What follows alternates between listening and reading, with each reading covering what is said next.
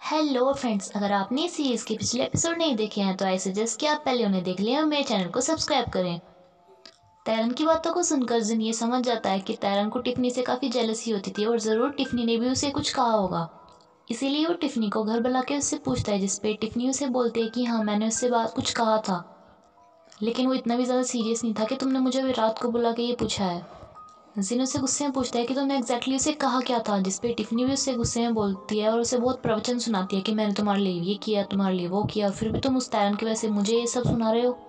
जिस पे जिन उसे बोलता है कि जब तुमने हमेशा मेरा साथ दिया है तो तुम अब मेरा साथ क्यों नहीं दे रही हो। मैं एक सिंगर रहना चाहता हूँ, लेकिन तुम मुझे आइडल क्यों बनाने वाली हो। मुझे अपनी खुद की लाइफ जीनी है, मुझे दूसरों का इंटरफेयर नहीं चाहिए अपनी लाइफ में। ये सब सुनने के बाद टिफ़नी वहाँ से चली जाती है और उस टाइम को याद कर रही होती है जब उसने तैरन को अपने और जिन के बारे में बोला था और वो कितनी सैड हो गई थी। यहाँ पर हमें लगता है कि उसे सच में अपनी बातों पर रिग्रेट हो गया है कि उसे ये नहीं बोलना चाहिए था तैरन को। तैरन अपनी और जिन की बातों को काफ़ी ज़्यादा सोचती है और उसके बाद वो उस टाइम को भी याद करती है जब जिन उसे माफ़ी मांगने के लिए आया था, उसे घर बुलाने के लिए आया था। इस बार उसका हार्ट मेल्ट हो ही जाता है और वो जिन को मैसेज करती है कि मैं घर पे आ रही हूँ, लेकिन इसका मतलब ये नहीं है कि मैंने तुम्हें माफ़ कर दिया। इस बात पे जिन बहुत ज़्यादा खुश होता है, वो उसका रूम साफ़ करता है। उसके आने पे उसे एक डॉल भी देता है। उसके सामने तैरन ऐसे प्रिटेंड करती है जैसे वो उस पे बहुत ज़्यादा गुस्सा है, लेकिन उसके जाने के बाद वो उसकी डॉल को बहुत प्यार से रखती है। साशा जिम में अपनी सेल्फी ले रही होती है, तभी वो तय को अपनी सेल्फी साथ फ़ोटो खींचने के लिए बोलती है। तय जब उसकी फ़ोटो खींच रहा होता है तभी उसके पास किसी लड़की का मैसेज आ जाता है और वो साशा को तैरन की बिना एडिट की हुई फ़ोटो भेज देती है, जिससे तय को ये पता चल जाता है कि ये सारा काम साशा ने ही किया था। जिसके बाद जिन साशा और उसकी फ्रेंड से तैरन से सॉरी बुलवाता है। साशा को सच में ही काफ़ी रिग्रेट फील हो रहा होता है, इसलिए वो अपनी फ़ोन में भी पोस्ट डाल देती है कि ये सब उसी ने किया था, उसी ने तैरन की फ़ोटो एडिट की थी और ऐसा कुछ भी नहीं था। टिफ़नी लीचैन को ढूंढने के लिए उसके काम वाले जगह पर जाती है, लेकिन वो वहाँ पे नहीं होता। फिर वो अपने कलीग से पूछती है जो उसे उसका ब्रेकफास्ट दिया करती थी कि उस लड़के ने तुम्हें कुछ दिया नहीं क्या, जिससे उसे पता चलता है कि लीचैन अब वहाँ काम नहीं करता। जिन और तैरन अपने घर जाते हैं उन्हें बताने के लिए कि अब उन दोनों के बीच में सब कुछ सॉर्ट आउट हो चुका है, जिस पे उसके पेरेंट्स खुश होते हैं, लेकिन उसका डैड उससे बोलता है कि तुम्हें अपने मैटर में यूनशियो को इन्वॉल्व करने की क्या ज़रूरत थी। और इसी बात पे जिन और उसके डैड की बीच में आर्ग्यूमेंट हो जाता है और जिन वहाँ से चला जाता है। तैरन जिन को बोलती है कि तुम्हें अपने डैड से माफ़ी मांगनी होगी, वरना मैं यहीं पे रहूँगी, तुम्हारे साथ नहीं जाऊँगी, जिस पे जिन उसे वहीं पे छोड़ के चला जाता है। तैरन वापस से घर पे चली जाती है, तभी जिन का उसके पास मैसेज आता है उसे बुलाने के लिए, लेकिन तैरन उसे साफ मना कर देती है। डैड का मूड सही करने के लिए तैरन एक गेम खेलने को कहती है, जिसके लिए 4 मेंबर्स की ज़रूरत पड़ती है, इसीलिए जिनके डैड को ना चाहते हुए भी उनके साथ खेलना पड़ता है, जिसमें हर मैच में उसके डैडी जीत रहे होते हैं। गेम खेलते खेलते वो अपने और जिन की पहले की बातों को सबको बताते हैं, जिससे हमें पता चलता है कि चाहिए वो बाहर से जिन से गुस्सा रहते हों, लेकिन अंदर से उसके अंदर जिन के लिए बहुत सारा प्यार है। ज़्यादा लेट होने की वजह से जिन की मोम तैरन को घर पे रहने के लिए बोल देती है और उसके पास कोई कपड़े नहीं होते, इसलिए वो जिन के कपड़े पहनती है, जिसे पहनकर वो बहुत ज़्यादा खुश हो रही होती है और इसके कपड़ों को स्मेल करके भी बहुत ज़्यादा खुश हो रही होती है।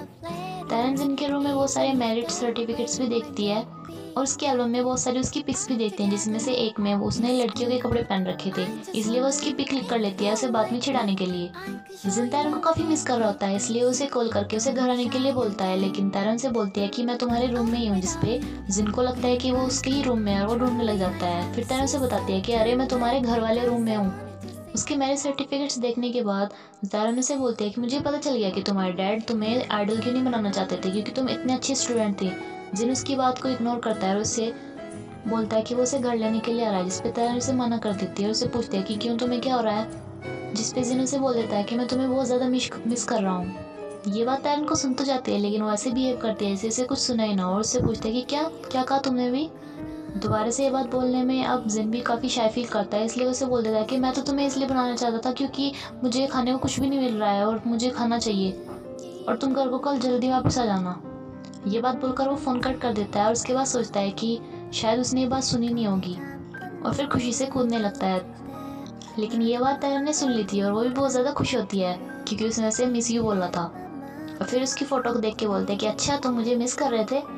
और दोनों उस रात काफ़ी ज़्यादा खुश थे। जिसके बाद तरन जाके पियानो बजाने लगती है, तभी उसके डैड भी वहाँ पर आ जाते हैं उसकी आवाज़ सुनकर और उसे बताते हैं कि जिन भी पहले यहीं पे ऐसे बैठकर पियानो बजाया करता था।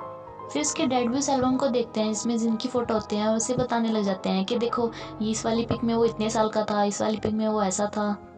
ये बात तैरन भी काफ़ी नोटिस करते हैं कि वो अपने बेटे को लेके कितने कंसर्न थे, और वो उससे पूछती भी है कि डैड आप उसको कितना सारा प्यार करते हो, जिस पर उसके डैड बोलते हैं कि हर पेरेंट्स अपने बच्चों को प्यार करते हैं। तैरन डैड को बताती है कि मुझे जिनका रूम साफ करते टाइम उसके रूम में से एक बॉक्स मिला था जिसमें उसके हर कॉन्सर्ट के वीआईपी पास थे, वो भी फर्स्ट सीट के। शायद जिन अपने कॉन्सर्ट में किसी स्पेशल बंदे को बुलाना चाहता है, लेकिन उसे इतनी हिम्मत नहीं हो रही है कि वो इस इंसान को एक पास कैसे दे और उसे अपने कॉन्सर्ट में कैसे बुलाए। और मुझे ये बात सोच के काफ़ी बैड फील होता है कि जब जिन अपने हर कॉन्सर्ट में देखता होगा कि वो फर्स्ट सीट हमेशा खाली रहती है, तो उसे कितना बैड फील होता होगा। ये बात सुनने के बाद डैड तैरन को गुड नाइट बोल के वहाँ से चले जाते हैं। जिन एक सॉन्ग के लिरिक्स लिख रहा होता है जिसमें वो लिखता है कि dad is the best man in the world for me, जिसे लिखने के बाद वो काफ़ी ज़्यादा खुश दिख रहा होता है, लेकिन उसके बाद वो उसके ऊपर एक कारपेट ढक देता है और हमें पता चलता है कि वो अपने पापा को कितना प्यार करता है, लेकिन वो ये बात किसी को बताना नहीं चाहता। टिफ़नी ली चैन के दिए हुए ब्रेकफास्ट को काफ़ी मिस कर रही थी, इसलिए वो एक शॉप में जाके वही चीज़ ऑर्डर करती है जो कि ली चैन उसके लिए भेजा करता था, लेकिन वो उसे अच्छी नहीं लगती। सबको पता चलता है कि जिन ने चिल्ड्रन फंड में बहुत सारा डोनेशन दिया है, जिसके बाद साशा की एक कलीग उससे बोल रही होती है कि ये देखो जिन ऐसा कैसे कर सकता है, जिस पे साशा उसे कहती है कि क्यों नहीं कर सकता, वो बहुत ज़्यादा अमीर है और उसकी वाइफ बहुत ज़्यादा काइंड हार्टेड है, तो वो ऐसा ज़रूर कर सकता है। जिससे हमें पता चलता है कि वो इस बार बिल्कुल सुधर चुकी है। टिफनी लीचैन को काफ़ी मिस कर रही होती है, इसलिए वो सब कॉल करती है, लेकिन उसे याद आता है कि उसके पास उसका नंबर तो क्या, उसे उसका नाम भी नहीं मालूम। जिसके लिए वो शॉकिंग के पास जाती है उसका नंबर लेने के लिए। उसे बहुत अजीब लग रहा होता है उससे नंबर मांगते टाइम, लेकिन वो उससे मांग ही लेती है। जिंदान के पास आता है, उसे बच्चों की तरह बोलता है कि देखो मेरा कॉन्सर्ट होने वाला है और ये उसकी टिकट है, क्या तुम लेना चाहोगी।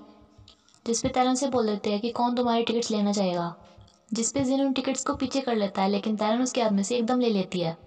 जिन उससे 3 टिकट देता है उसके फ्रेंड्स को लिए भी, लेकिन वो सोचती है कि वो ये 2 टिकट अपनी मोम जिन की मोम और डैड दादी को देगी, लेकिन उसे एक टिकट अपने जिन के डैड के लिए भी चाहिए होता है, इसलिए वो जिन को जाके एक टिकट और मांगती है। लेकिन जिन उसे ये बोलकर वहाँ से चला जाता है कि डैड मेरे कॉन्सर्ट में कभी नहीं आता है और इस बार भी नहीं आएंगे, टिकट लेने का कोई फ़ायदा नहीं है। जिन के जाते ही तैरन को उसकी बुक में से एक फर्स्ट टिकट मिलता है, वो भी फर्स्ट सीट का वीआईपी पास, जिसे देख के उसे पता चल जाता है कि ये टिकट उसने अपने डैड के लिए रखा था। जिन के पास जाने से पहले तैरन ने यून को बता दिया था कि वो जिन के पास जा रही है, जिसके बाद यून बहुत ज़्यादा सैड हो रहा होता है और वो अपने पार्टनर डॉक्टर यानी कि जिन के डैड से पूछता है कि दर्द कैसा होता है, जिस पे उसके डैड बताते हैं कि जब तुम फील करोगे तुम्हें अपना आप पता चल जाएगा, क्योंकि उसे कभी दर्द फील ही नहीं होता था। लेकिन शायद तैरन के जिन के पास वापस जाने से काफ़ी पेन फील हो रहा था। तैरन जिन के डैड को वीआईपी पास देने के लिए हॉस्पिटल में आते हैं, लेकिन वो तो वहाँ पे नहीं होते, वहाँ पे यूनू से मिल जाता है जो कि उसे अपने बर्थडे पर इनवाइट करता है। तैरन रात को उसके लिए केक लेके आते हैं, उससे पूछते हैं कि तुम्हारी वो वाली फ्रेंड नहीं है जिसकी तुम हमेशा बात करते रहते हो, जिस पे यूनू से बोलता है कि वो सिर्फ मुझे दिखाई देती है। वो उससे कहता है कि आज से स्पेशल डे मेरे लिए परसों है, क्योंकि परसों वो मुझसे मिलने वाली है। जिस पे तैरन बोलता है कि अच्छा परसों तो जिन का कॉन्सर्ट भी है, तो तुम वहाँ पे तो नहीं आ पाओगे ना। नेक्स्ट सीन में मैमैंग को दिखाया जाता है। मैमैंग के डैड की डायरेक्टर गुआन के साथ काफ़ी पहचान थी, इसलिए वो उसे लिन से मिलवाते हैं उसे अपनी फिल्म में लेने के लिए। लेकिन डायरेक्टर उसे साफ मना कर देता है, क्योंकि उसे अपनी मूवी के लिए जिन जैसी पर्सनैलिटी की ही ज़रूरत थी। जिसके बाद लिन को बहुत ज़्यादा गुस्सा आ जाता है और वो दोनों जिन को किसी स्कैंडल में फंसाने की प्लानिंग करते हैं। जिन तैरन का काफ़ी वेट कर रहा होता है, क्योंकि तैरन आज भी काफ़ी लेट थी। तभी वो देखता है कि तैरन यून के साथ वापस आ रही होती है। जिनको इस पे काफ़ी गुस्सा तो आता है, लेकिन वो बिना किसी रिएक्शन के वहाँ पे जाके चुपचाप बैठ जाता है, जैसे उसे कुछ देखा ही ना हो। तैरन से आके बोलता है कि मैं घर आ गई, लेकिन वो उस पर कोई रिएक्ट नहीं करता। तैरन को इस बात पे काफ़ी अजीब लगता है कि आज जिन ने उसे ये क्यों नहीं पूछा कि वो इतनी लेट क्यों है, लेकिन वो उससे कुछ नहीं पूछता। वो उससे बोलती है कि मैं घर आ गई और तुम मुझसे ये नहीं पूछोगे कि मैं कहाँ पर थी। जिन से बोल देता है कि कहाँ पर थी तुम। वो इसलिए रिएक्ट नहीं कर रहा था क्योंकि उसे डर था कि कभी उसे तैरन फिर से छोड़ के ना चली जाए। तैरन से बताते हैं कि आज युनशु का बर्थडे था, लेकिन जिन फिर भी उसकी बात पर रिएक्ट नहीं करता और अपना फ़ोन में गेम ही खेलता रहता है। तैरन से बोलते हैं कि अरे वो युनशु था, क्या तुम्हें इस बात का क्यूरियस नहीं है कि वहाँ पर क्या क्या हुआ था, तुम पूछोगे नहीं। लेकिन जिन उससे कुछ नहीं पूछता। फिर वो जाते टाइम से बोलते हैं कि तुम्हारे पास लास्ट चांस है, अगर तुम्हें कुछ पूछना हो तो तुम पूछ सकते हो। जिसके बाद जिन का सब्र टूट जाता है और वो एकदम से भाग के उसके पास जाता है और उससे पूछता है कि बताओ ना मुझे, क्या क्या हुआ था वहाँ पे, क्या वो हैंडसम लग रहा था, क्या वो मुझसे ज़्यादा हैंडसम लग रहा था, क्या वो केक लेके आया था, बताओ ना बताओ ना। नेक्स्ट सीन में टिफनी को दिखाया जाता है जो कि लीचन को काफ़ी मिस कर रही होती है। तभी वहाँ पर लीचन आता है, उसे फ्लावर्स देता है। उसे बताता है कि उसे एक नई जॉब मिल गई है जो कि उसी के ऑफिस के पास है। टिफ़नी भी शायद उसे पसंद करने लगी थी, इसलिए वो उसे अपने फ़ोन का नंबर भी दे देती है और उसे अपने साथ ही जाने के लिए बोलती है। उन दोनों के वहाँ से जाने के बाद ही एकदम एक लड़की टिफ़नी के ऑफिस में घुस जाती है और उसके डॉक्यूमेंट्स चेक करने लग जाती है, जिसमें उसे कॉन्ट्रैक्ट मैरिज वाला डॉक्यूमेंट भी मिल जाता है। उसकी पिक ले लेती है। तेरेंस के पेरेंट्स को वो सारे पासेस देने के लिए जाती है, जिस पे उसके डैड आने से मना कर देते हैं। जिस पे तेरन और जिन की दादी और मम्मी एक प्लान बनाती हैं और बहुत ज़ोर ज़ोर से कॉन्सर्ट के बारे में बातें करने लग जाती हैं, बहुत अच्छी अच्छी, उसके डैड को सुनाने के लिए। डैड का ध्यान नीचे ही होता है, भले ही वो ऊपर हो। तेरन के जाने के बाद दादी पेट में दर्द का बहाना करके पड़ जाती है, जिससे कि वो उसके डैड को ये बोल सके कि मेरे तो पेट में दर्द हो रहा है और तुम्हारी वाइफ मेरा ख्याल रखेगी, इसलिए उसके कॉन्सर्ट में कौन जाएगा, इसलिए तुम चले जाना। और अगर कोई भी नहीं जाएगा तो जिनको कितना बुरा लगेगा। ये बात उसके डैड भी सोचते हैं। फिर बाहर जाके देखते हैं उस वीआईपी पास को, जो कि फर्स्ट सीट का था। जिनके डैड को तैरन की कई बातें भी याद आती है, जिसपे वो अंदर जाके उन्हें बोलता है कि मुझे एक ज़रूरी काम से बाहर जाना है और मैं रात को बहुत ज़्यादा लेट आऊँगा, तो मेरा वेट मत करना।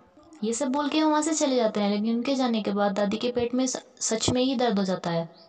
टैरेंस इनके कॉन्सर्ट में जाने के लिए अपनी ड्रेस डिसाइड कर रहे होती है, तभी लिचैन उस वाली सीडी को प्लेयर में लगा देता है जो कि उसे युन ने दी थी।